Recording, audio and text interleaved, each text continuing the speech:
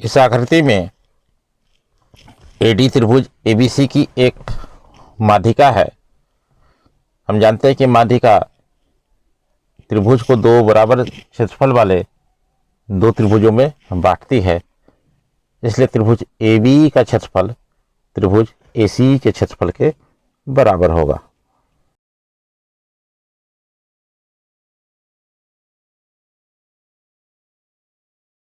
आप यहाँ पर देख रहे हैं कि ED त्रिभुज EBC की एक माध्यिका है, इसलिए त्रिभुज EBD का क्षेत्रफल त्रिभुज ECD के क्षेत्रफल के बराबर होगा। समीकरण 2 को समीकरण 1 से घटाने पर हमें मिल जाता है कि त्रिभुज ABE का क्षेत्रफल त्रिभुज ACE के क्षेत्रफल के बराबर है। इस प्रश्न में AD त्रिभुज ABC की माध्यिका है, तो त्रिभुज ABD का क्षेत्रफल पूरे त्रिभुज ABC के क्षेत्रफल का आधा होगा। इस प्रश्न में आगे दिया गया है कि E AD का मध्य बिंदु है, अर्थात BE त्रिभुज ABD की एक माध्यिका है, अर्थात त्रिभुज ABE का क्षेत्रफल त्रिभुज ABD के क्षेत्रफल का आधा होगा। समीकरण 1 तथा 2 से हमें मिल जाता है कि त्रिभुज ABE का क्षेत्रफल त्रिभुज ABC के क्षेत्रफल का 1/4 है।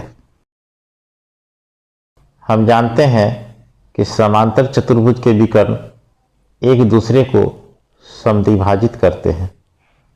इस आकृति में विकर्ण AC तथा BD एक दूसरे को O बिंदु पर समद्विभाजित करते हैं। इसे कह सकते हैं कि O AC तथा BD दोनों का मध्य बिंदु है। तो इस प्रकार से हम कह सकते हैं कि BO त्रिभुज ABC की एक माध्यिका है, तो इस तरह से त्रिभुज ABO का क्षेत्रफल त्रिभुज CBO के क्षेत्रफल के बराबर होगा।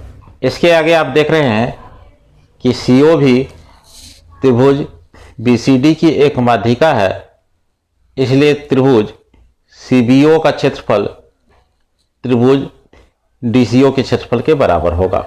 आगे आप देख पा रहे हैं कि त्रिभुज CDA की एक माध्यिका DO है, तो इस तरह से त्रिभुज DCO का क्षेत्रफल और त्रिभुज ADO का क्षेत्रफल बराबर होगा। समीकरण 1, 2 और 3 से हमें मिल जाता है त्रिभुज ABO का क्षेत्रफल बराबर त्रिभुज CBO का क्षेत्रफल बराबर त्रिभुज DCO का क्षेत्रफल बराबर त्रिभुज ADO का क्षेत्रफल, अर्थात दो विकर्णों द्वारा प्रतिच्छेद करने से जो 4 त्रिभुज बनते हैं, सभी का क्षेत्रफल बिल्कुल बराबर है।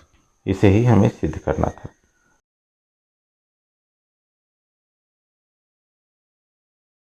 इस प्रश्न में दिया गया है कि AB CD को समद्विभाजित करता है। किस बिंदु पर करता है? उस बिंदु का नाम है O। तो इसका अर्थ होता है कि AO त्रिभुज ADC की एक माध्यिका है और BO त्रिभुज BDC की एक माध्यिका है। त्रिभुज BOC का क्षेत्रफल हो जाएगा त्रिभुज BOD के क्षेत्रफल के बराबर। समीकरण 1 तथा समीकरण 2 को जोड़ने पर हम पाते हैं कि त्रिभुज ABC का क्षेत्रफल त्रिभुज ABD के क्षेत्रफल के बराबर है।